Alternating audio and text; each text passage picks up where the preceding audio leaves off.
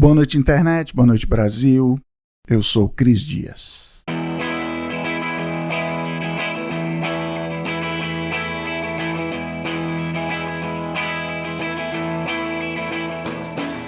Nos idos de 2009, quando o que se fazia na internet ainda era emplacar um viral e no YouTube só dava para subir vídeos de no máximo 10 minutos de duração, apareceu na minha frente um vídeo com um carinha novo, mas já calvo, muito agitado, chamado Jack, e com ele a sua namorada Natalie, uma loura de cabelos curtos e olhos verdes gigantes, os dois com aquele visual típico das bandinhas indie-americanas Discolex daquela época. Eles estavam fazendo um daqueles videoclipes onde o pessoal grava várias tomadas tocando cada hora um instrumento, depois juntam tudo em uma grande banda, muito corte seco, muita tela dividida, aquela qualidade de câmera filmadora digital ali daquela década. A música que eles estavam tocando era um cover do maior sucesso daquele ano, das paradas de sucesso daquele ano, Single Ladies, parênteses, Put a Ring On, da Beyoncé. All the single ladies, all the single ladies, all the single ladies, all the single ladies, all the single ladies, all the single ladies, all the single ladies, watch your hands. A banda do Jack e da Natalie se chamava Pomplamoose e ali eles descobriram o poder de jogar no YouTube regravações de músicas de sucesso dos outros. Funcionou pra eles, funcionou pra caramba comigo. Passei a acompanhar a banda ali e não parei nunca mais. Quer dizer, mais ou menos. Porque para quem se dizia um dos primeiros fãs do Pomplamoose no Brasil, eu demorei uns bons anos para entender que o Jack do Pomplamoose era o Jack Conte, fundador e CEO do Patreon, o site de financiamento coletivo para artistas e creators, que é inclusive uma das maneiras de você apoiar o Boa Noite Internet aqui, passa lá, né? Apoia nós. O Patreon, que nasceu em 2013, quando o Jack viu que mesmo com os vídeos do Pomplamoose tendo milhões de views, ele recebia no fim do mês só uns trocados do YouTube. Então ele pensou, e se tivesse um jeito de os fãs darem dinheiro direto para os criadores? Esta é a história, e por conta disso o Jack meio que virou evangelista porta-voz da economia creator. E agora em 2023 lançou um canal de YouTube chamado Digital Spaghetti, que, bom, ele faz mais ou menos o que eu faço aqui no Boa Noite Internet. Ele entrevista gente que conta histórias e cria coisas no mundinho digital. O primeiro entrevistado dele foi um cara que eu citei no episódio aqui do podcast lá em 2020, O Trabalho Não É o Trabalho, o Van Neistat, irmão do famoso youtuber Casey Neistat. E lá pelas tantas, o Jack meteu essa. I think podcasters are like the modern day filmmakers. They use silence to create breaths in the storytelling in a way that I don't see a lot of YouTubers do. Ele fala de os podcasters serem os novos cineastas. Na conversa ele citou o Michel Gondry, que é um cara que um dia resolveu fazer o que jovem faz muito bem, que é desrespeitar as regras da profissão e inventar as suas. Eu fiquei especialmente feliz porque ele justamente elogia o silêncio de alguns podcasts, que é uma coisa que eu sempre tentei fazer aqui. Lá em 2019 eu falei pra Jéssica, quando ela começou a editar o Boa Noite Internet, falei assim, esse aqui é o podcast que não tem pressa. No fim das contas, o Jack era o cara que queria ser rockstar, acabou achando que fazer imagens e movimento também era legal, depois resolveu virar startupeiro, tudo sempre com o objetivo de colocar suas ideias pro mundo, dando certo ou dando errado. E assim, não é moleza, se você assina a newsletter do Boa Noite Internet, vai me ver lá de vez em quando pistolando com isso de economia creator, que tá tudo errado, que é um absurdo, que a gente precisa se vender pro sistema, aquelas coisas. Assim, eu adoro odiar o que eu faço, tem dia bom, tem dia ruim, tem gente que acha que é moleza, às vezes eu surto quando eu vejo que não é moleza, no fim é só um trabalho, mas é o meu trabalho. Foi para falar disso que eu chamei nos Boa Noite Internet Studios of Latin America uma pessoa que já tem um bom tempo aí vem me dando conselhos sobre o que é isso de transformar minha criatividade, minha arte, minhas histórias em negócio em business. É a Mari Mafra, mas que você, o mundo, as multidões conhecem como Jazz Rider do JujubaCast e de tantas outras coisas que ela já fez nesse mundão creator A gente vai falar disso no programa. Várias dúvidas na minha cabeça já foram resolvidas conversando com ela. E eu, descaradamente, marquei esse papo para tentar desatar mais uns nós. Porque ela tem essa visão bem pragmática, no melhor sentido possível da palavra, de encarar as coisas como elas são e não como eu queria que elas fossem, né? Foi um papo muito bom, saí muito feliz, principalmente, né, porque a gente não se via desde o famoso ano antes da pandemia. Mas antes lembrar aqui rapidinho, que se você quiser ouvir essa e todas as entrevistas que já rolaram aqui em 5 anos de Boa Noite Internet, completas sem corte, é só apoiar a gente aqui, pode até ser pelo Patreon, olha aí se você quiser, só ir lá no boanoiteinternet.com.br/assine e também vai ter acesso a mais de 200 edições da newsletter para me ver pistolando sobre economia criativa, falar mal do Elon Musk, ficar maravilhado com os novos rumos da inteligência artificial e o que pinta lá toda semana. Bom, mas na conversa, eu e a Jazz, a gente justamente começou o papo fazendo essa ligação que eu nunca tinha pensado sobre as semelhanças de querer ser creator e de lá quando a gente era o quê? Jovem e cheio de sonhos e queria ser rockstar.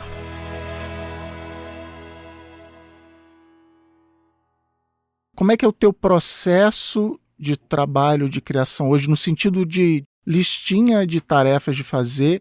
E aí um ótimo gancho para você contar para mim e para quem está nos ouvindo o que é o seu trabalho hoje, a sua profissão hoje em dia, famoso na frente e atrás das câmeras.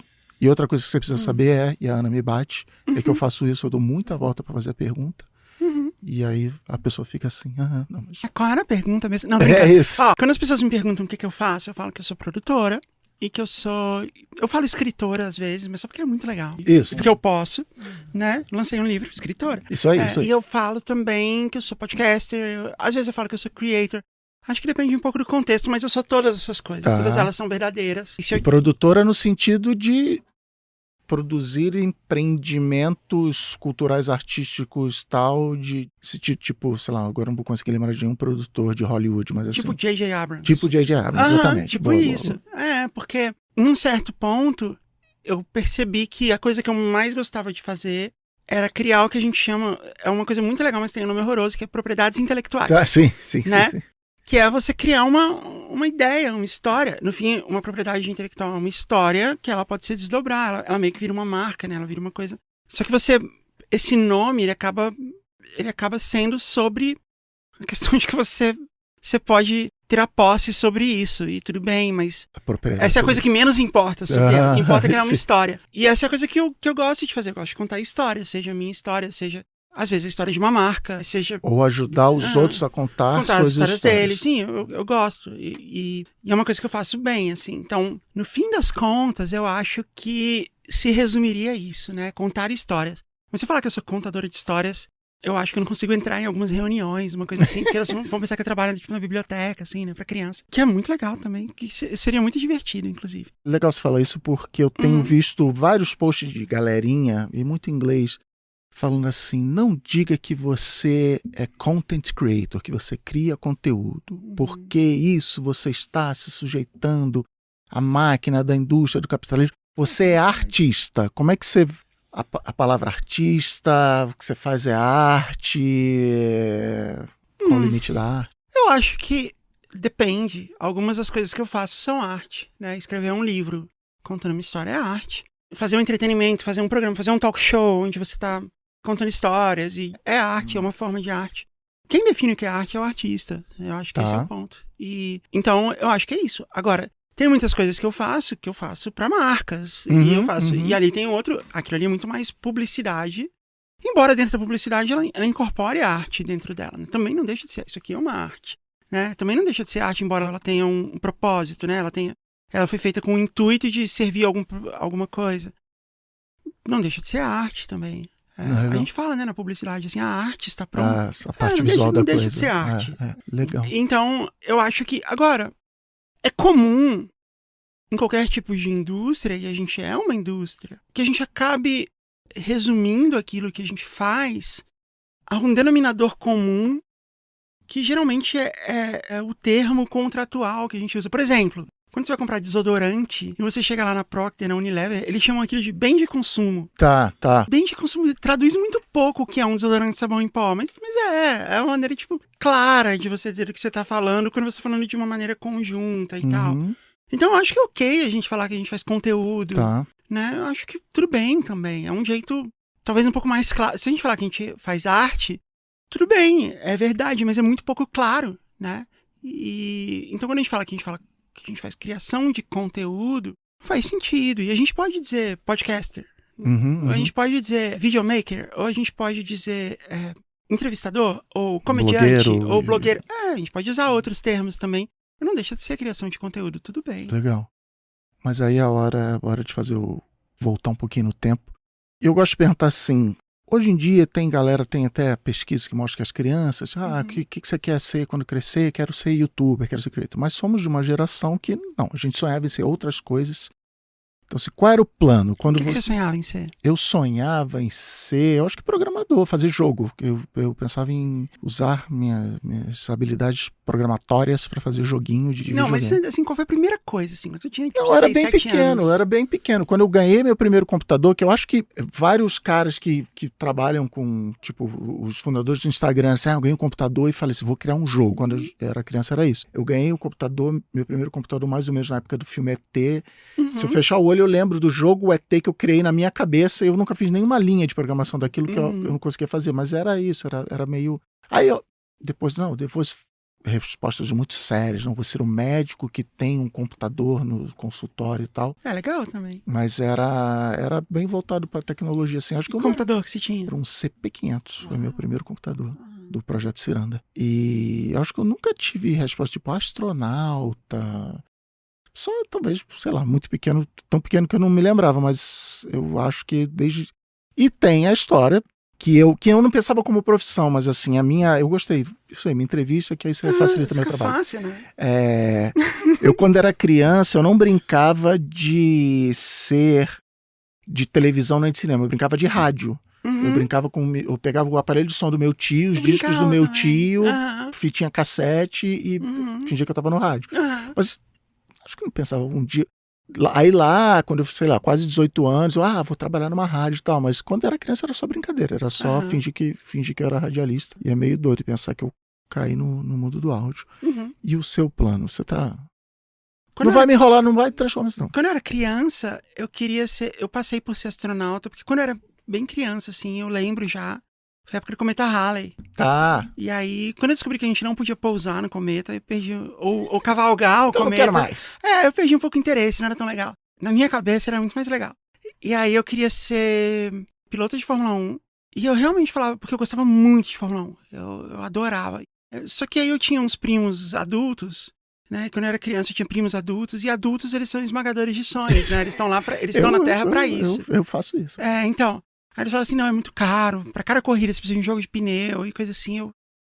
E você nunca vai poder ser isso e tal. E nem era verdade. Eu podia ter tentado. Sim, né? sim. Assim, é viável. Não, tem mais outros motivos pra desistir do que o jogo de pneu. Não, eu podia ir competir no kart alugado. Eu podia ter começado aí. Mas eles me fizeram abrir mão do meu sonho muito, muito rápido. Aí eu decidi que eu queria ser piloto de avião. Tá. Que parecia mais factível, assim. Mas aí aos poucos isso foi, tipo... isso durou muito tempo, assim, na minha infância. A gente meio que se define muito pelo que a gente era na infância, né? Então isso é muito forte pra mim, é o que eu pensava. Mas aí depois de um tempo foi tipo, mas aí eu vou ter que ir pra escola de aviação, que custa R$500 a hora. Não vai rolar. Mas assim, eu pensei muito tempo. Mas a pira de aviação era pilotar, porque tem gente que fala, eu quero viajar muito, portanto vou trabalhar na Varig. A pira era pilotar. Pilotar, não? Era pilotar uma máquina. Legal. Na verdade, sabe o que eu gostava mesmo? Era do painel cheio de botão. Pode crer, animal. Eu quero entender o que esse cara... Eu não sei o que é, mas é incrível. Apertar esses botões, saber o que eles estão fazendo, assim. E quando você via... avião ainda é assim, né? Aquele painel, assim, cheio de botãozão, assim. E eu achava aquilo muito foda. Não. Eu pedia pra ir lá, deixa eu ir lá ver, não sei o quê. Podia, né? Mas aí, carreira e tal, faculdade, essas coisas, qual era o plano? Durante um bom tempo, o meu plano era ser uma rockstar, né? Até porque... era muito parecido com ser youtuber hoje em dia, assim. Porque parecia muito viável, assim. Porque eu tava tocando no mesmo buraco que os Raimundos tocaram meses atrás. E eles estavam na MTV, em primeiro lugar. E outras bandas que ninguém lembra mais, mas eu lembro. O Mascavo Roots, o Little Quail, o Nat Roots. Várias bandas que saíram de Brasília e que estavam lá na MTV, estavam tocando no rádio, coisa assim. E outras bandas de outros lugares também estavam fazendo isso. E tinha toda uma sensação de que a gente consegue. Alguém vai conseguir, pode ser a gente. E depois de um tempo, foi ficando um pouco claro de que ainda podia rolar, mas ia ficando cada vez mais difícil. E aí eu pensei que, mas eu pensei que música era o meu negócio, sabe? E aí eu pensei que, eu quero trabalhar em qualquer coisa que seja relacionada à música. E eu tinha muita pressão da minha mãe pra ir estudar, fazer faculdade, né? Tinha muito isso. Tem que fazer uma faculdade, qualquer faculdade. E aí eu não queria fazer, eu queria ir viajar, eu tinha uma... Viajar tocando. Não, eu queria dar um tempo, eu queria dar um Aham, tempo de estudar, era muito chato. E eu pensei assim, bom, eu posso fazer vestibular e não passar, né? Assim, vai parecer que eu me esforcei. Olha. E eu tava assim, eu ficava enrolando, eu não ia me inscrever e tal. Aí rolou alguma chantagem e eu fui me inscrevi no vestibular da pior universidade de Brasília, sabe? Aquela que você fala assim, tropeçou na frente, você já passou e tal. E é exatamente assim. Porque eu fiz o vestibular respondendo direto no cartão, sem ler as perguntas, e eu passei. E aí era comércio exterior o curso. Porque eu nem escolhi o curso. Né? Era qualquer um. E foi um pesadelo, assim. Valeu a pena, porque eu estudei um semestre e era um pesadelo tão grande estudar nessa universidade de comércio exterior e tal. Que eu pensei, não, é melhor eu escolher alguma coisa do que eu fazer qualquer coisa. E aí eu resolvi estudar jornalismo com a ideia de que eu posso não ser uma rockstar, eu posso não trabalhar tocando, mas eu posso estar envolvida, eu posso cobrir. Eu amava isso, eu amava a revista, eu amava a rádio, eu amava a MTV, eu adorava todas as coisas, principalmente revista, assim, eu gostava muito de ler sobre as coisas, eu devorava as revistas sobre isso. Eu sempre quis trabalhar na revista Bis, né? Era a principal revista de música do Brasil, e nos anos 90, Isso. onde a música pop e o rock importavam muito no Brasil, era uma parte muito importante da cultura jovem, por conta da MTV, a revista era grande, era uma revista que vendia bastante e tal. E era isso, meio de referência. Todo Era mundo uma queria ler para referência, ficar tá? por dentro, E que eu saía lia, lá. assim, eu lia da primeira da capa até a última publicidade, eu lia o expediente, eu lia, a distribuição, sabe? Auditoria feita, eu lia todas essas coisas. E no ano que eu me formei, a revista fechou. No mês que eu me formei, a revista fechou. Teve essa ironia. Isso foi que ano? 2003. Tá. E foi isso, a revista acabou. Mas tem uma história engraçada, assim. Eu fui trabalhar num site de conteúdo. Era uma época que todas as empresas tinham um portal, você deve lembrar disso. Sim. Então você tinha, assim, uma empresa do tipo, não sei, a Coca-Cola. Uhum. A Coca-Cola não podia ter um site falando Coca-Cola, sobre o que é a Coca-Cola, onde você encontra. Não, era um portal de notícias jovem. Isso. E todas as marcas eram isso. Né? Que bom, foi uma época muito boa. Isso, foi. Porque pra gente foi ótimo. E aí eu fui trabalhar numa agência que fazia o site, os portais de conteúdo do Banco Real. Tá. Né? Que também não existe mais. E eu fazia isso, eu fazia conteúdo para bancos. Tinha assim, espaço real universitário, era conteúdo para universitários. Mas no fim, tudo era um pouco assim, mas nesse meio tempo abre uma conta universitária. Isso. O que tudo bem, né? Aí tinha espaço real médico, aí era um conteúdo para médicos. Enfim, eu fazia esse conteúdo. E aí, trabalhando nisso, eu fui trabalhar um pouco com publicidade. Isso acabou levando a trabalhar com publicidade, de fazer texto. Eu acabei me tornando, por ofício, redatora publicitária. Mas nesse meio tempo, tem uma história legal que foi, a revista Bis voltou. O editor dessa volta da Bis é o Ricardo Alexandre, que hoje é meu sócio no Discoteca Básica. Mas nessa época ele não era. E ele voltou como diretor de redação da revista Bis. E ele, no primeiro editorial da volta da Bis, ele postou assim, ele postou, né? Ele escreveu... Que coisa boa. Se você tem uma ideia de uma pauta, de uma reportagem, manda pra gente, a gente tá aberto a tudo e tal. E eu falei assim, putz, é a minha chance, é agora.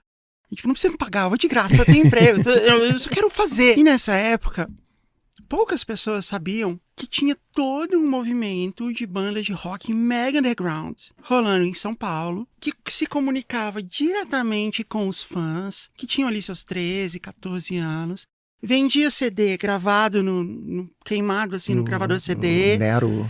Toda a comunicação era via Orkut e via MSN. E aí você ia num show de uma dessas bandas e tinha multidões assim do lado de fora, sabe? Era um comportamento e um mercado de mainstream, mas era tudo underground. Ninguém sabia.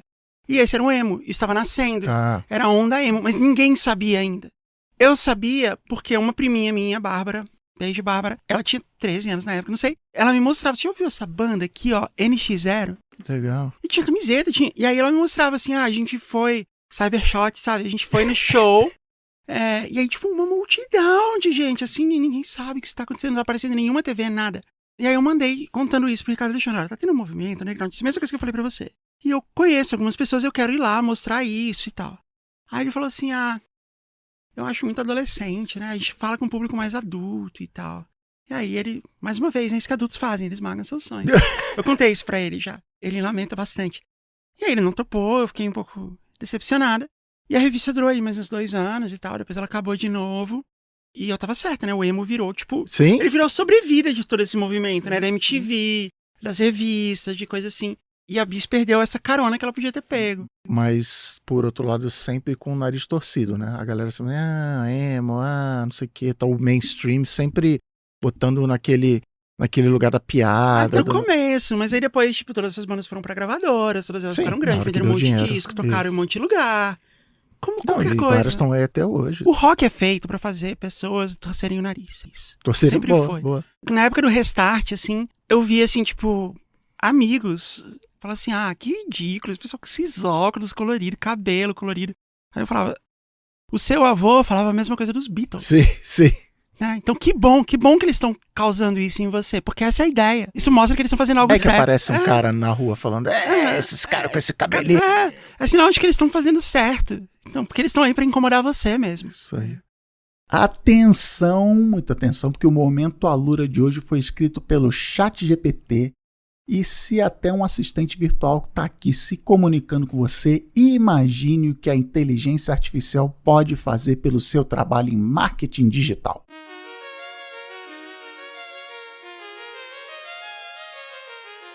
Olá pessoal, a Alura está com um curso que é a cara do futuro, Inteligência Artificial, Campanhas de Marketing Digital, comandado pelo especialista Felipe de Castro Barbosa, que tem um currículo recheado de experiências com tráfego pago e gestão de anúncios no Google Ads. O legal é que você não precisa ser expert em tecnologia para tirar proveito da IA. O curso vai te mostrar como aplicar a inteligência artificial para otimizar estratégias de SEO, personalizar conteúdo e analisar dados. E tem mais, vai aprender sobre ferramentas que automatizam o processo de marketing e ajudam a tomar decisões mais assertivas. Som de notificação de e-mail, Jéssica, bota aí, o ChatGPT mandou. Se você é profissional de marketing, gestor, empreendedor ou analista de dados, esse curso é a chance de inovar e levar o marketing digital da sua empresa para um novo patamar com a ajuda da inteligência artificial. Então não perca essa oportunidade. Acesse boanoiteinternet.com.br/marketing, link na descrição do episódio, e faça a sua matrícula no curso Inteligência Artificial, Campanhas de Marketing Digital. A inteligência artificial está transformando o marketing digital e com a Alura você fica por dentro de todas as novidades. Vai ficar de fora dessa? Corre lá e se matricula agora!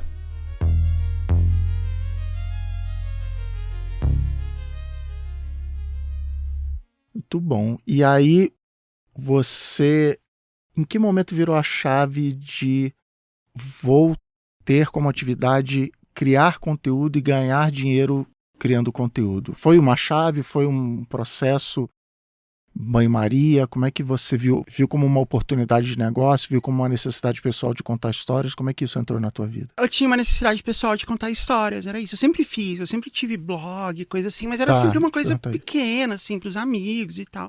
Eu sempre fiz. E eu sempre gostei muito de áudio. E quando eu tava na faculdade, eu fiz muito áudio documentário. Por incrível que pareça, né? Eu fiz um áudio documentário sobre a era de ouro do rádio. O meu TCC foi um programa de rádio. Porque eu gostava muito de rádio, assim, eu achava essa ideia muito legal, principalmente por você poder fazer coisas muito legais com custo de produção muito barato, porque você não tem imagem, né? Mais fácil, né? Os efeitos você especiais. consegue fazer um cavalo. Isso. É muito fácil. Nossa, eu achava animal sonoplastia. Nossa, e não era um coco, era um outro negócio que fazia o cavalo. Tá? Então, aí era muito legal fazer isso. E aí... Agora é cavalo.mp3, aí não tem mais... Também é legal. Sonoplastia. Mas também é impressionante. Você baixa o cavalo.mp3 Sim, e sim, pronto, você tem um cavalo. E aí, depois eu fui trabalhar com publicidade, depois eu criei minha própria empresa, onde a gente vendia formatos de publicidade. E aí a gente começou a vender blogs. Aí depois a gente passou... Eu tô acelerando pra caramba. Aí depois a gente passou a vender... Quando a gente começou a vender blogs, a gente começou a vender canais de YouTube, a gente começou a vender podcasts. E a gente tinha ali o Nerdcast e tinha ali o Braincast, que foi onde a gente se conheceu. Os dois pequenininhos. E aí... Mas é muito legal, assim, que eu tenho no meu currículo que eu fiz campanhas para marcas enormes em podcasts em 2012. Para marcas grandes. Fiz campanha para Claro, para TIM, para Google, para Dell, para... IBM. Então. E isso, tipo, HBO, mas muito antes do ano do podcast no Brasil. Uhum. Tanto que tinha piada. Esse é um ano. Então, eu fazia isso, tanto no Braincast, quanto no Nerdcast, quanto no Tecnoblog.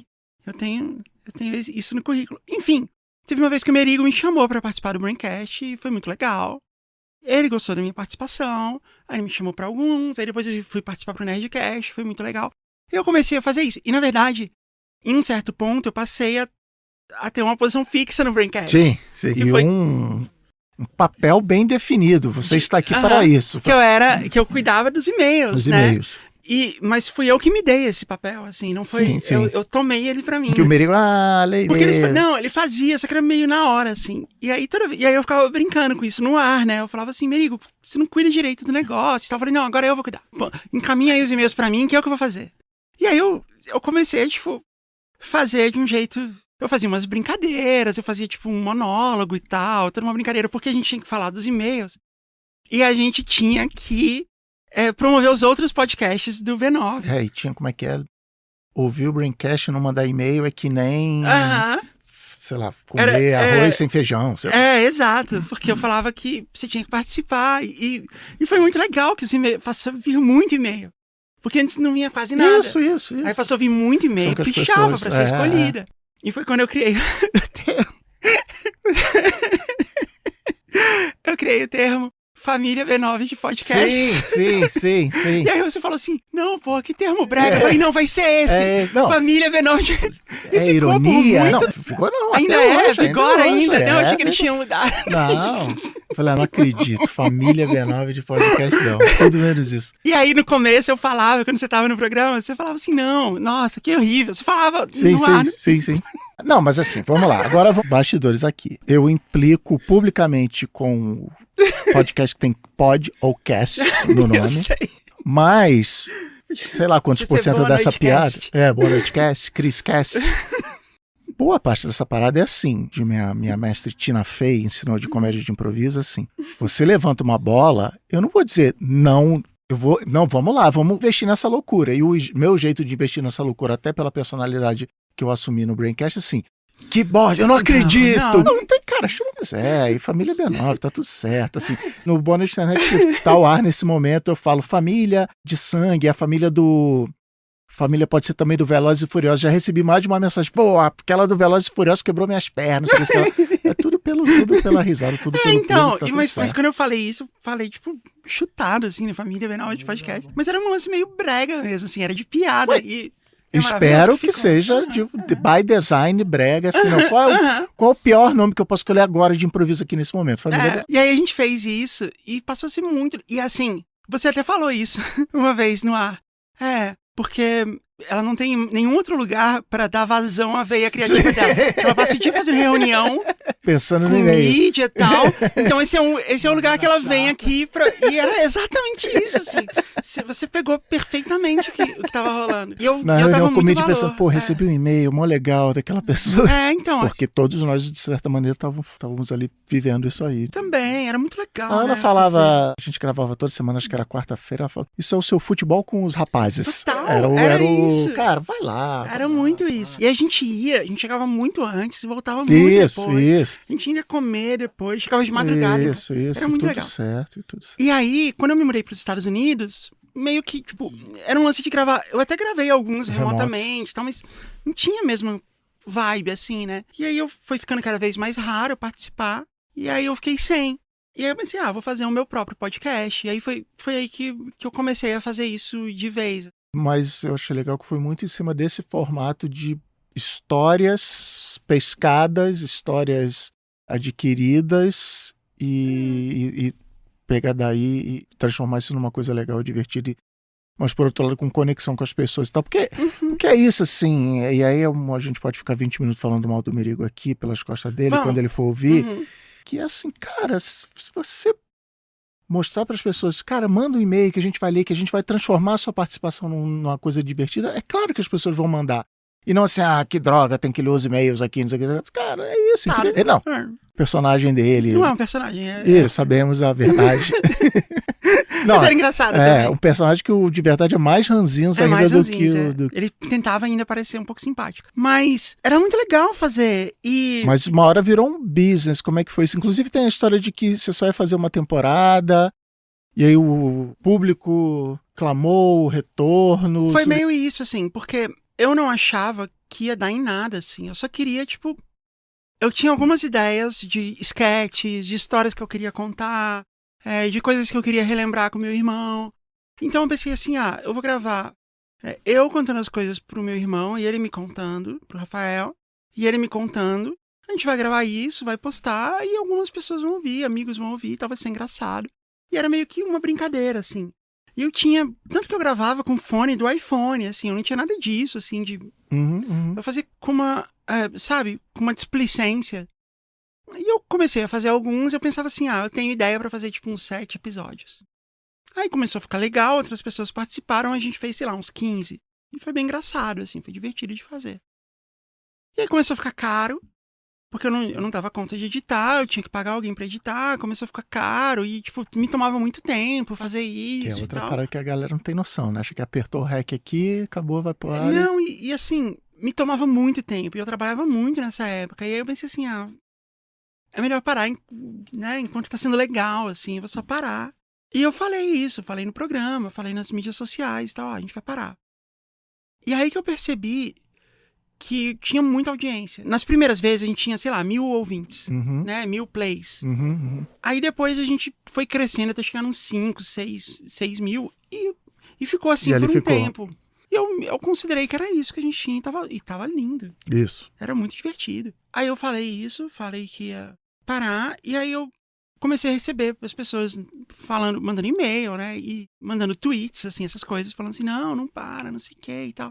Eu, nossa, que legal, né? Tipo, o público está pedindo mais um, né? mais que bom. Mais. Tipo isso.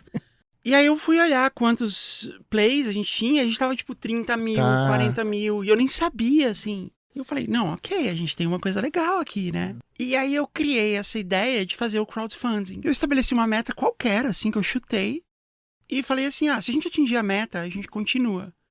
E se a gente não atingir, a gente para. Porque isso ia me dar uma... E assim, eu faço essas coisas todas de piada. Tipo, não passar no vestibular. Assim, eu não passei no vestibular. Isso. Mas pra mim era uma coisa engraçada, sabe? Eu podia sempre dizer que, tipo, vocês que não quiserem... Culpa não é minha. Mas não era assim, pra me livrar da culpa. Porque eu achava engraçado fazer. Era um lance meio Andy Kaufman, sabe? Assim, de tipo, a piada é pra mim, não é pros outros. Eu coloquei lá e você tem que estabelecer um limite, assim, né? Pro crowdfunding pra ele acabar. E eu coloquei lá, tipo, 2 meses. Tá. Eu achei que a gente nunca ia chegar, né, em 2 meses. E aí eu pensei assim, se chegar, beleza. A gente continua. Se não chegar, eu vou sempre ter essa piada de dizer, toda vez que alguém vier falar pra mim que, por que não continua? Eu falei, porque você não quis. Quando você teve que fazer alguma coisa, você não quis fazer. Por que eu tenho que fazer? E aí a gente bateu a meta, tipo, em 2 horas. E aí eu fiquei, uau, que coisa incrível e tal. Mas eu realmente achava que a gente não tinha importância tão grande assim para as pessoas irem atrás. Então, mas aí, enfim, eu posso estar puxando brasa para a sardinha do podcast, mas assim, o podcast, o que me faz continuar fazendo e o meu formato nem facilita muito isso, mas é essa conexão com o público. É mega piegas e chavão, conexão com o público.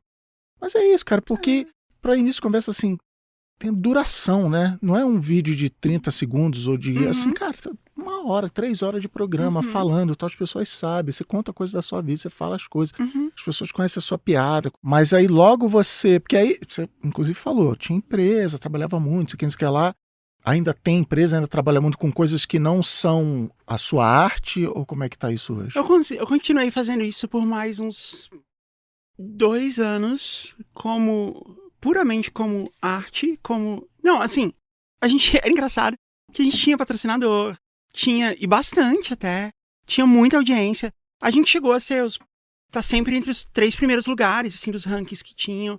A gente foi o primeiro podcast no Spotify, que foi uma loucura. É verdade. E aí as pessoas ficavam assim, como? Como você conseguiu? E é porque eu trabalhava com o Spotify na época. Em uma das minhas empresas da época, a gente atendia o Spotify. Teve uma hora que eles contrataram uma equipe de podcasts e a pessoa que ia cuidar dos podcasts da América Latina trabalhava no mesmo andar que eu. Tá. Num WeWork, que era onde ficava a minha empresa. E aí ele veio falar comigo, ele veio bater na minha janela assim. Aí ele falou, eu tenho que abordar podcasts brasileiros. Eu falei, fala com esses aqui. Aí eu comecei a listar todos os podcasts que eu conhecia e tal, e foi isso que rolou. Mas assim, eu fiz isso por 2 anos embora eu tivesse dando dinheiro, assim, a gente tinha assinantes, tinha mídia, tinha patrocinador e tal. Tinha convidados ilustres, coisas assim, era legal, mas ainda assim era algo on the side, assim, era um projeto paralelo. Por quê? Porque eu tinha uma empresa que eu tinha que dar conta dela, assim. Tá. E aí, eu tinha 2 empresas, na verdade. Aí eu saí de uma, eu vendi uma, e eu comecei a tocar outra. E aí eu comecei a tocar outra sozinha e tomava muito do meu tempo e tal. Então foi até bem difícil fazer o podcast esse ano, mas eu fiz. E aí depois eu vendi essa outra empresa também. Aí foi esse ponto que eu não tinha mais o que fazer. Tá bom. Assim, que eu vendi a empresa e eu não tinha mais emprego, assim, eu não tinha mais, sabe? Eu não tinha mais equipe, eu não tinha mais responsabilidades. Eu só tinha o podcast. Mas em vez de pegar um iate e sair rumo ao pôr do sol... Então, mas eu achei que eu ia fazer isso. Você tá falando isso, tá me lembrando a história de, não, tem que ter uma profissão, tudo vai dar errado na sua vida, não sei o que. O que passou na tua cabeça nessa hora que você...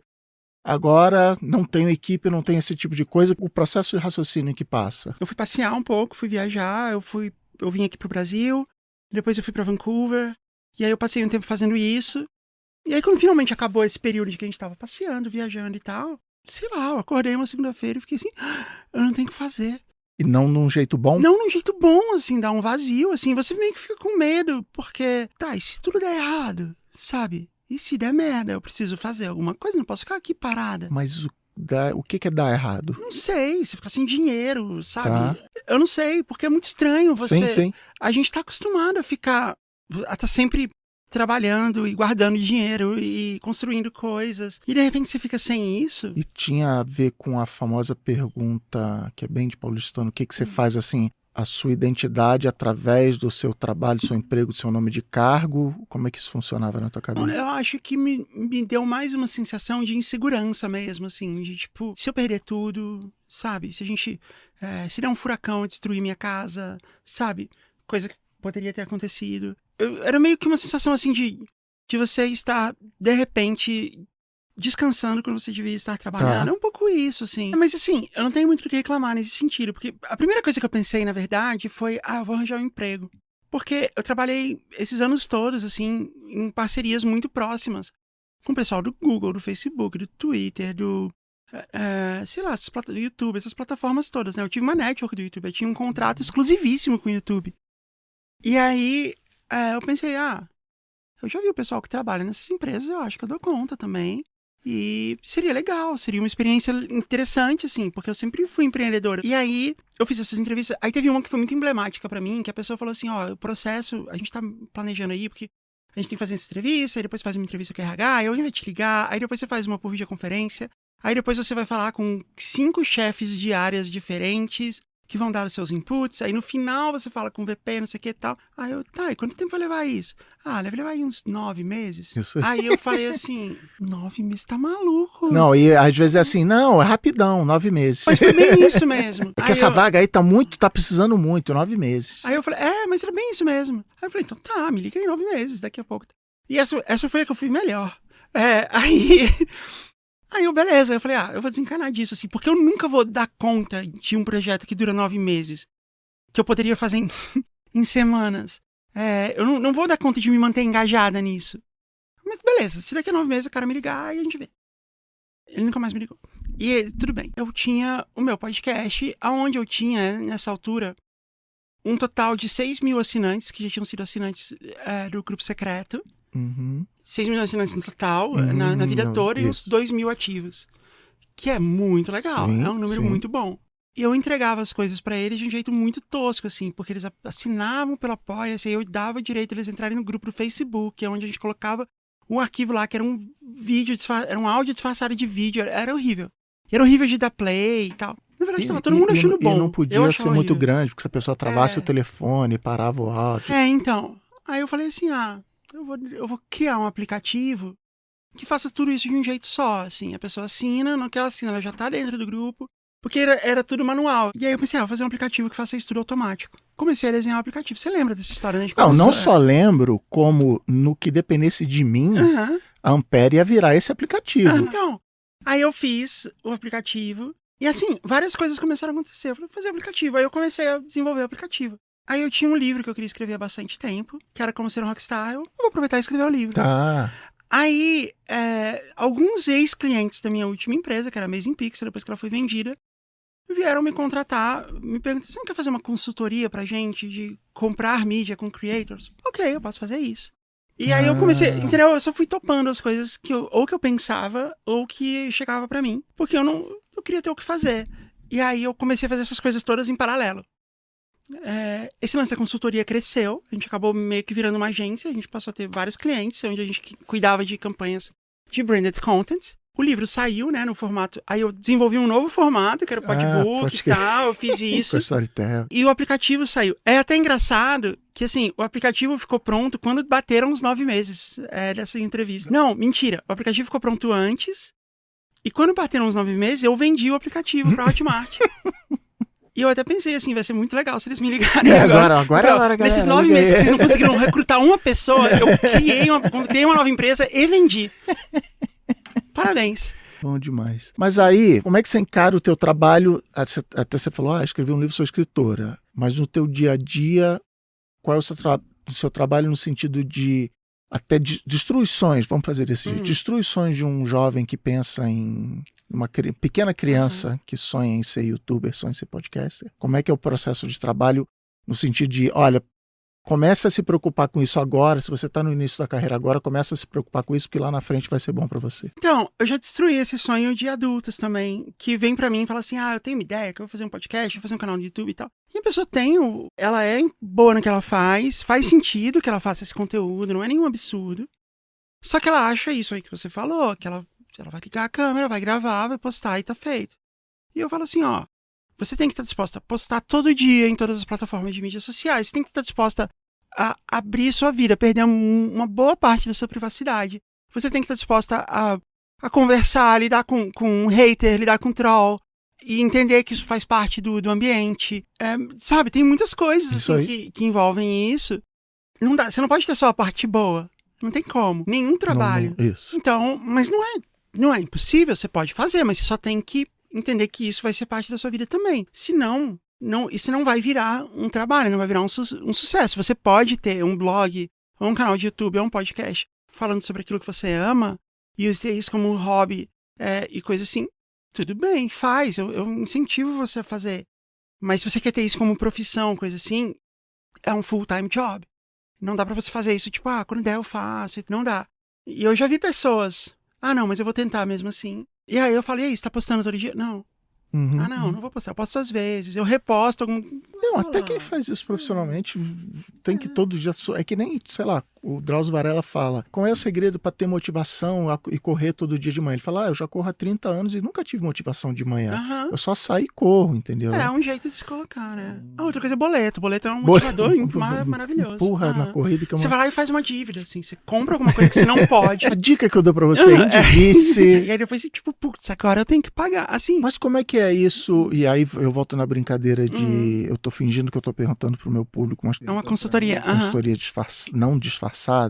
Como é que eu me vendo pro sistema? Como é que eu pego a ideia que eu tenho, que vai ser um podcast, um Instagram, seja lá o que for, transformo aquilo num produto, toda uma propriedade intelectual, que nem você falou. Qual é o salto, sei lá, qual é o processo, qual é o fermento do bolo? Que é isso, eu tenho uma ideia. Eu gosto muito de música, gosto da história do rock, gosto do que está acontecendo na música. Como é que eu saio disso para isso é um CNPJ, isso é lucrativo, isso paga os boletos, isso... Como é que eu, de novo, empacoto e transformo isso num produto? Então, tem várias maneiras, assim, disso ser feito. A questão é que, em primeiro lugar, por mais que pareça que a gente já faz isso há muito tempo, a gente não faz. A gente faz isso... O YouTube existe desde 2007. E o YouTube como mídia social, assim, existe ali desde 2011, talvez, 2010, por aí.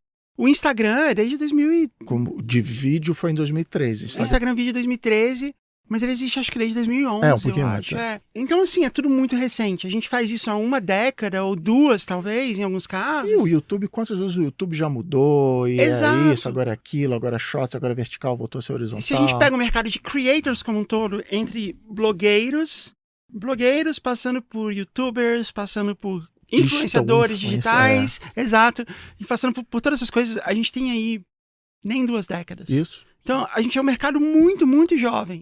E muitas das coisas que a gente faz ainda são feitas de um jeito meio... Por que é assim? Porque sempre foi assim, sabe? Não porque esse é o melhor jeito, é o jeito mais otimizado e tal. Então, assim, a gente tem muito espaço, parece que não. De vez em quando alguém pergunta assim uma coisa, você acha que o espaço do YouTube já está saturado? Ou o podcast já está saturado? A TV não está saturada. Existe há um século, né? A minha versão dessa pergunta é: ainda vale a pena fazer um podcast? Eu falo, não vale a pena. Nunca valeu. Sentido? Porque lá atrás não valia. Aí, assim, deve ter, sabe, tipo o inverno no Canadá, assim, teve 3 dias e meio que valeu a pena. Porque é isso. Antes estava muito cedo, você brincou, era o eterno ano do podcast no Brasil. E agora já... Então não faz. Não você tá com essa pena. cabeça... É porque as pessoas perguntam isso porque elas ainda, muitas delas ainda encaram fazer podcast, fazer canal do YouTube, fazer qualquer tipo de coisa como meio que como um hack, assim, de ganhar dinheiro. Como ganhar dinheiro fácil. Né? Como ganhar dinheiro trabalhando apenas 3 horas por dia. E não é, assim, é um trabalho muito grande. Você muito já fez a comparação com banda de garagem, assim, né? A nova banda de garagem. Exato. Eu vou tocar lá, vai ter a cerveja e vai... Quisera eu que fosse, assim, mas não é. Inclusive a água aqui não tem. É o famoso expectativa e realidade. Acha-se que é uma coisa... E aí... Então, olha só, eu vou te falar assim, Luísa Sonza, Pablo Vittar, Ludmilla, todas são cantoras que eu não fazia ideia de quem era até um tempo atrás.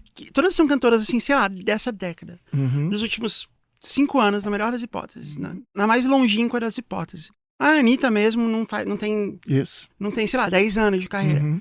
E todas elas são mega popstars no Brasil hoje em dia. E aí você, algum dia, algumas delas se perguntou assim, eu falei 4. Né? Não falei, tipo, uma só, que deu sorte, coisa assim. Imagina se algum dia elas perguntam, não, o mercado de música pop já está saturado no Brasil, porque temos aí, né, o Restart, o Roberto Carlos, né? A Ivete, não sei. Então não existe isso, porque ele é cíclico, porque novas coisas têm que surgir. E quando você fala de a comparação de banda de garagem, é um pouco essa, assim. Vão surgir novos podcasts, novos canais do YouTube, e até novos blogs. A newsletter, a gente tem uma nova onda de newsletter. Mas você, quando... Eu brinco de se vender ao sistema. A profissão de cantora que você falou, existe, sei lá, centenas de anos. E aí eu já sei como eu vou ganhar dinheiro se eu canto. Cantando em bar, cantando em show, vendendo CD. Sabe, tem aquela cestinha de produtos, vamos chamar assim. Isso hoje em dia já está consolidado no mercado creator. Todo mundo já sabe, está ciente dessa consolidação. Ou ainda é meio no improviso, na hora ali, eu fiz uma piada no Instagram, recebo um e-mail. Como é que está a profissionalização da carreira de creator nesse sentido? Você fez uma analogia boa, assim, com o cantor, porque a maneira do cantor se vender ao sistema mudou muito nos últimos 100 anos. Né? Antes era ir pro rádio, depois era ir pra gravadora, depois era... a gravadora pagava pro rádio de tocar, depois era fazer show, depois, tipo, tudo acabou. Aí depois... Das cinzas. Depois veio o disco pirata e as bandas de música sertaneja também, que vendiam no mercado de CD pirata, né? Não, tem que bombar pra que faça um CD pirata e venda e tal. E aí depois veio as bandas veio o emo, que a gente falou aqui, que bombava no MSN, no Orkut, até vir as plataformas de streaming. Então, assim, mudou muito como se vender ao sistema. E a maneira de você fazer isso como creator também. Tinha época que você só precisava viralizar. Hoje em dia, sei lá, tem muita gente que tem milhares de views e ainda assim... Na época, indo mais atrás, você só precisava escrever teu blog, botar o JavaScript do Google e dinheiro. Dava uma grana boa, no YouTube também dava. Se você tiver qualquer canal no YouTube com alguma audiência, dava uma grana decente. Essas coisas são cíclicas, elas vão mudando, assim. Eu acho que a coisa mais importante, pode ser extremamente piegas, isso que eu vou dizer e tal, mas a coisa mais importante é você fazer alguma coisa que você gosta, assim, que é legal, que você acha... Ou que você acha muito engraçado, ou que você acha muito importante, ou que você acha muito satisfatório de falar. Igual era banda de garagem. As bandas de garagem, a gente falava assim, você tem que fazer algo que você goste, porque a maior parte do tempo você vai estar tocando em birosca, você vai estar tocando pra você mesmo, pros seus amigos. E o normal é que nunca passe disso. Então faz uma coisa que você gosta, porque aí vai valer a pena. E quem sabe mais a gente gosta. Pra ser mais pegas, o que seja verdadeiro pra você, né? Na real, é isso, é ser autêntico e ser consistente e, portanto, resiliente. Assim, é fazer e continuar fazendo. Por causa disso, você falou da banda de garagem, assim, se tudo der errado, eu sentei aqui por 2 horas pra conversar com uma pessoa que eu gosto, eu escrevi um roteiro, eu pensei numa piada, eu fiz um não sei o quê. E é isso. E aí, isso é recorrente em todo mundo que eu entrevistei aqui esse ano, assim. Cara, se ninguém viu, óbvio que eu quero que 10 milhões de pessoas vejam, mas assim, o prazer, a diversão, não tá no view. O prazer tá na construção da coisa, até porque, principalmente o podcast demora tempo, essas coisas. E tem muita coisa que é legal nesse universo, sabe? De você formar uma comunidade, mesmo tirando a ideia de que você pode fazer muito sucesso e virar uma estrela e ganhar muito dinheiro. Tem o outro lado que é você formar uma comunidade, um monte de gente que se inspira em você, que faz coisas legais junto com você, que conversa com você todos os dias.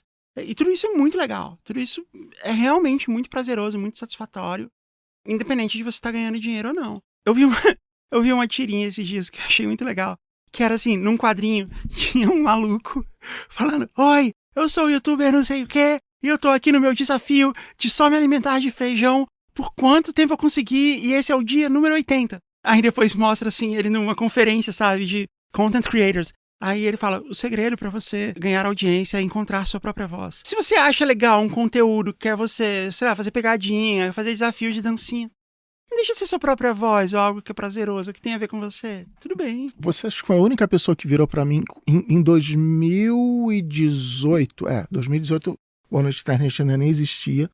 Tava todo mundo falando: faz vídeo, faz vídeo, faz vídeo. E você foi a única pessoa que virou pra mim e falou assim. E eu tava nervoso. Não, vídeo. Não, sou travado, não sei o quê. Aí você falou: cara, teu negócio é áudio? Faz áudio. E beleza, aí aquilo tirou um peso do meu ombro e aqui estamos Boa Noite Internet 109 programas depois. Inclusive nessa brincadeira, nessa piada de se vender pro sistema, de me empacotar como um produto e facilitar a vida de quem está me comprando, na minha cabeça envolve uma coisa chamada caixinha. Ou seja, eu sou o youtuber que só come feijão todo dia. Eu sou, sabe... Fica aí a dica. Vai fazer sucesso. Manda pra gente. É isso, o cara que, sei lá, que imita som de... Sabe, assim, você abre seu Instagram, agora você vai ver isso, aquela mesma piada repetida. Ou só eu tenho um cachorro e um gato e faço vídeos fofinhos, sei lá. Eu tenho uma dificuldade muito grande nisso, cara, eu quero ser o que eu quiser e, enfim, eu acho que tá claro que se eu tô trazendo isso aqui, não é porque eu concordo, não acho isso legal, não tenho nem muito orgulho, mas por outro lado, é isso. Mas o que eu discordo, sim, eu falo é isso, assim. Olá, vamos ao dia 80 só comer feijão. Cara, tem outras coisas, vai comer arroz, que seja, entendeu? Mas eu sei que na hora que Tem toda uma gama de alimentos que você pode fazer pirâmide alimentar inteira.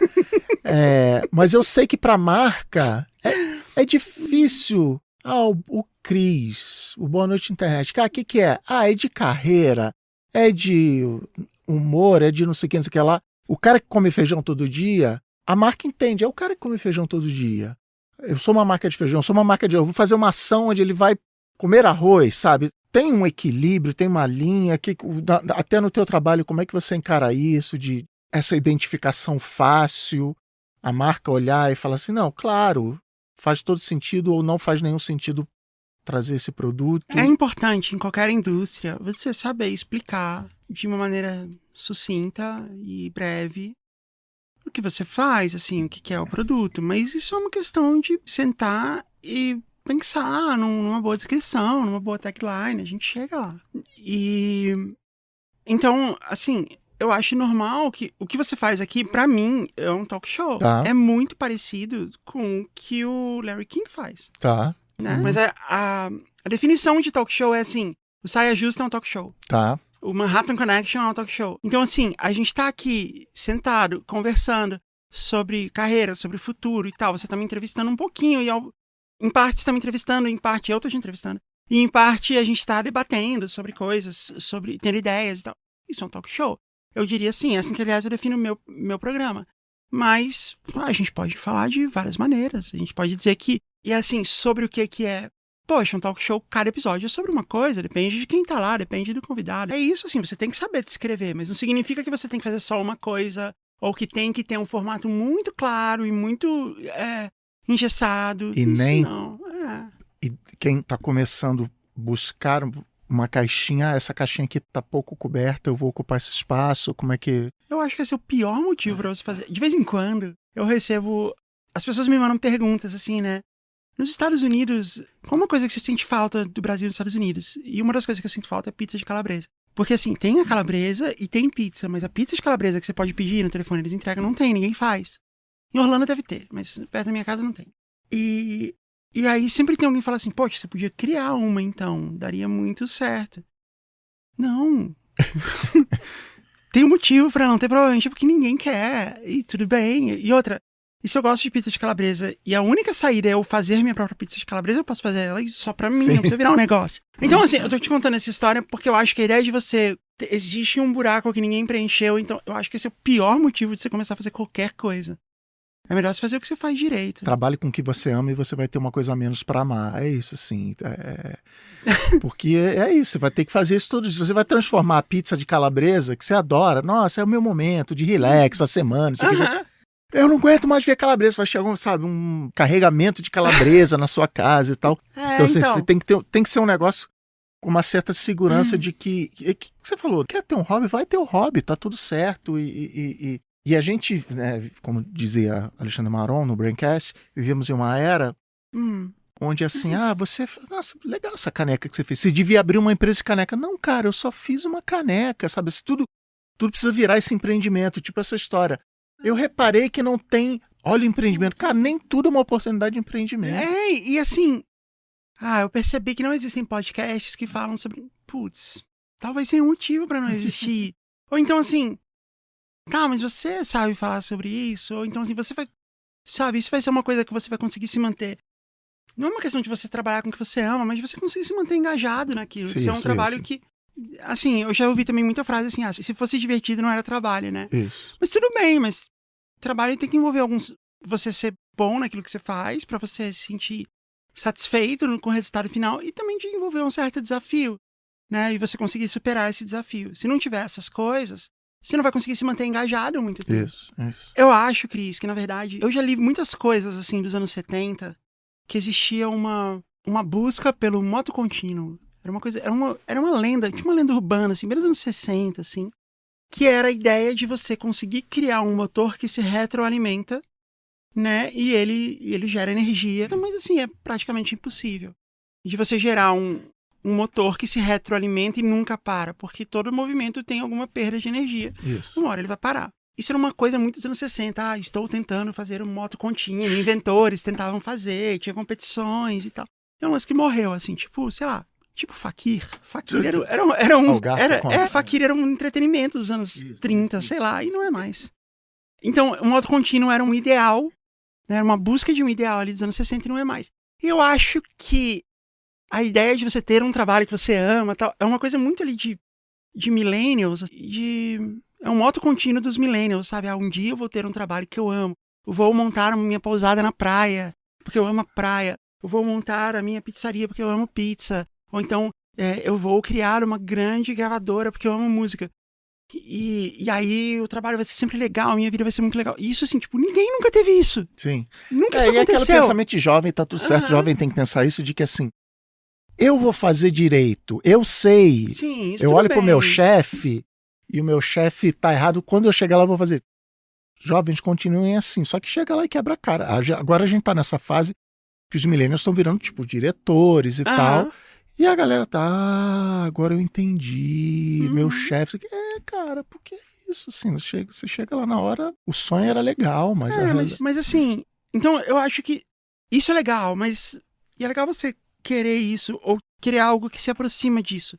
Mas o ideal de ter um trabalho que é praticamente a mesma coisa que você faria se você não trabalhasse, ele não é atingível, entendeu? Eu acho que isso não existe, na verdade. Mas aí volta naquilo que você falou. É o que eu te falei, ninguém nunca conseguiu. Mesmo que você pegue a pessoa mais feliz do mundo com o trabalho dela, ela nunca conseguiu, e todos os dias da vida dela é só uma grande diversão. E aí no que a gente faz, acontecem duas coisas. A primeira é que você falou de... eu só vou trabalhar 3 horas por semana, porque é um trabalho fácil. E rola também... Esse cenário que você descreveu leva assim... hoje tá ruim. Hoje eu odiei meu trabalho no dia de hoje, porque sei lá por quê. E a galera vira e fala assim... Pô, mas você... Olha o teu trabalho. Quem me dera. Tá reclamando de barriga cheia. Você trabalha num negócio que tanta gente queria fazer... que você não tem nenhum direito de não gostar do seu trabalho. Você tem a obrigação de gostar do seu trabalho. Eu vi você falando com a Luli isso, e ela fala assim... Pode crer. E é engraçado que ela fala assim... Eu me senti tão culpada, porque tem uma hora que ela fala assim... E aí, você tá lá fazendo um negócio, e aí surge uma possibilidade de fazer um negócio pra uma marca, e ai de você, se você não quiser fazer... E eu já falei isso pra Luli tantas vezes. Luli, pelo amor de Deus, a gente tá aqui há um tempão buscando publicidade pra você não vai fazer... Mas assim, não era tão assim, eu era bem gentil com ela e a gente realmente chegava no meio termo das coisas, mas assim, é real, assim, isso que ela falou no programa dela, assistam aí o Boa Noite Internet com a Luli, assistam não, né, ouçam. Não tem, só tem os cortes. Ou procurem nos stories, nos Reels. Nos Reels. A Luli falando isso, assim, tipo, poxa, falando sobre essa pressão, assim, de de repente todo mundo sempre sonhou em ter um canal do YouTube que marcas querem patrocinar e agora você tá dizendo que não. É ok, ela tá certa. É ok você não querer isso, você não querer que sua vida seja sobre isso. E tem muito assim, por exemplo, atleta, né? Atleta é uma vida de dor e sofrimento. Isso. Você sai do jogo e você tem que entrar numa banheira de gelo, que é uma tortura. Isso. Né? É algo utilizado como tortura pra você confessar um crime que você não fez em muitos países. E aí vai lá o LeBron James, que ganha bilhões, e ele, não, toda noite eu tenho que participar dessa tortura. Por quanto tempo você vai aguentar isso, sabe? Eu acho que é ok, assim, nem tudo são flores, todo trabalho tem um lado difícil, e o que é incrível pra você pode não ser incrível para as outras pessoas, é normal. A gente já passou por essa pergunta, mas eu vou formalizá-la agora aqui, que é a pergunta da máquina do tempo. O que você mandaria, uma mensagem na garrafa, mandar para o passado, para você mesma, no sentido de... As coisas vão ser mais fáceis. Lê isso aqui que as coisas vão ser mais fáceis pra você. Nossa, que difícil. Ainda bem que esse programa é editado, né? Eu vou levar um tempo pra pensar nessa resposta. Assim, tirando as coisas óbvias, os números da loteria do dia tal são... ações da Apple. Compre ações da Apple, claro. Venda ações da Nokia. Tirando essas coisas, eu não sei. Eu acho que só essas coisas são realmente atalhos. Porque todas as outras coisas, acredite no seu sonho, seja você mesmo. Eu não ia acreditar lá atrás, não ia adiantar nada, eu só ia perder tempo. Então, eu não sei, eu ia ter que pensar, a verdade é que é isso. Eu ia ter que mandar uma mensagem dizendo assim, tipo, você não é uma impostora, seja autêntica, seja você mesmo, você é boa no que você faz. Assim, eu teria que fazer isso, mas eu teria que ser muito boa nesse texto pra eu realmente acreditar. Tá, isso você ia acreditar. Ali. Eu acho que eu ia só me sacanear mesmo, assim, tipo, mandar uma piada, assim, e só pra zoar a Jazz do passado, assim, tipo, eu não sei. Eu vou ter que pensar nessa prank que eu vou fazer comigo mesmo no passado. A máquina do tempo tá prestes a ser inventada. Tá prestes a ser inventada, Ou então, eu tenho que pensar. A verdade, assim, eu acho que a mensagem mesmo, tudo vai mudar.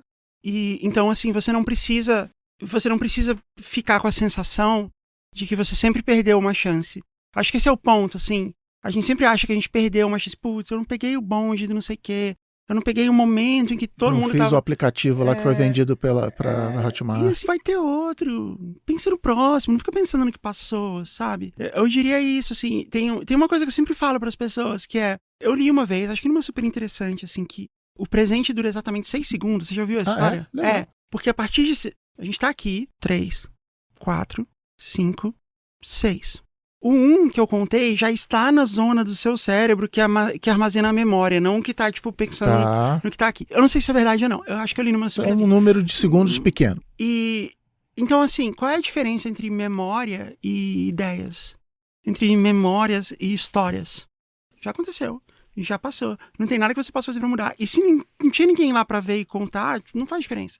Então, a gente nem lembra direito também. É esse ponto, assim, a gente ficou muito apegado ao passado, e é óbvio que a gente tem que aprender com os erros, a gente não pode confiar em pessoas várias vezes quando elas pisam na bola. Então, não é disso que eu tô falando, mas assim, tem muito mais coisa importante no futuro do que no passado, assim, porque você ainda, sabe, tem muita coisa que você pode fazer sobre o que tá vindo. Mas o fato é, Mandar alguma coisa para minha pessoa no passado é extremamente desimportante. A ponto de que provavelmente eu só mandaria uma piada. Mas eu acho que é uma mensagem que daria para acreditar. Que é assim, as decisões que você toma não tem tanto peso quanto você acha. Ali na hora você acha que as decisões vão ter. Exato. Devo ir pra cá ou pra lá. Cara, só vai e tá tudo certo. Não, assim, entendem? Ao invés de ficar tentando pensar nisso, no que você perdeu, no que poderia ter sido, pensar no que tem pra frente, sabe? Desde que eu passei a pensar as coisas dessa maneira, as coisas ficaram muito melhores pra mim. Eu não sei se isso se aplica a todas as pessoas, mas eu não sei, não é tão difícil assim enxergar o que pode estar por vir, sabe? Mesmo que você não acerte sempre. E você consegue se manter otimista no famoso dia a dia, mesmo encontrando coisas erradas no dia a dia, você consegue se manter otimista com o futuro. Em termos de trabalhos, quer dizer, ou em termos de tipo, pra onde a humanidade está indo? Todas as opções acima. Eu consigo ser otimista na ideia de que a gente consegue encontrar beleza, a gente consegue encontrar satisfação e encontrar alegria em todas as coisas, mesmo quando elas não estão muito bem. Quando a gente vê essas séries distópicas, né? Tipo, o mundo foi para um caralho, todos os zumbis tomaram conta da Terra e a gente vive num silo embaixo da Terra, mas o café da manhã hoje foi super bom. Assim, quando você vê isso, eu me foco nessa parte, sabe? Não, mas peraí, eles ainda estão se divertindo ali, tá legal. Ainda tem, sabe? Ainda tem vida naquilo. Eu não sei, nesse ponto eu me mantenho otimista, sabe? Né? Bem, muito obrigado. Como é que é o nome artístico? Mari, abre aspas, Jazz Rider, fecha aspas, Mafra. Mari, muito obrigado por estar aqui no Boa Noite Internet. Eu que agradeço. Vamos brindar com as minhas 2 canecas.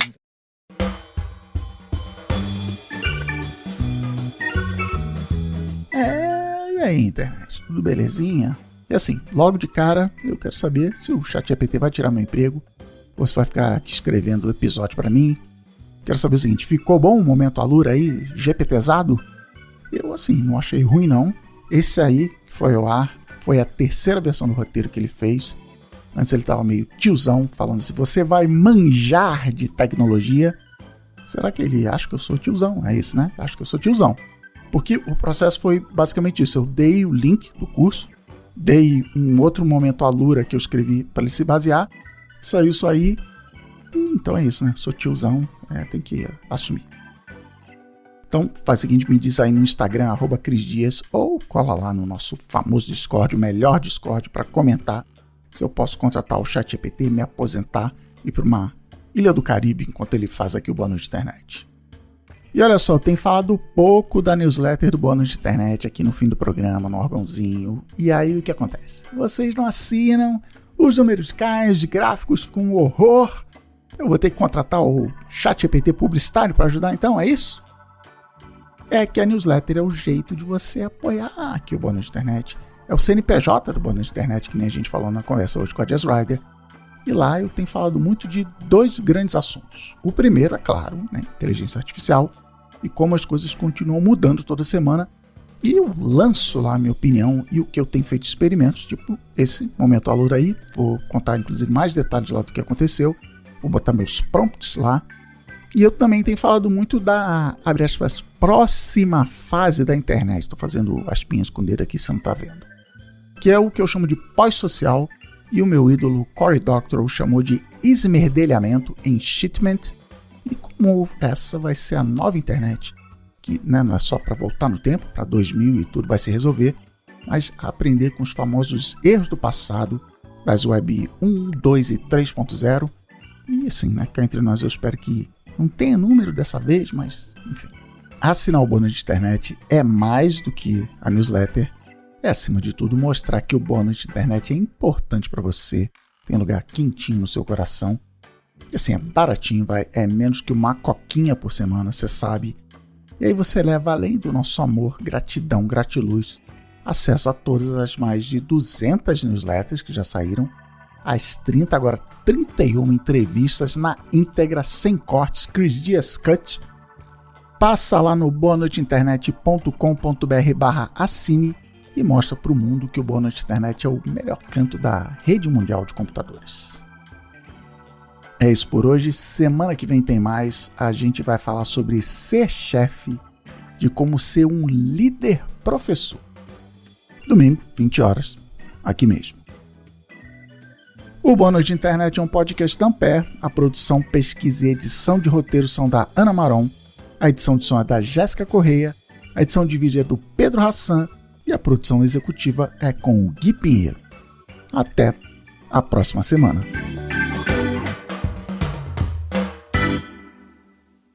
Ampere.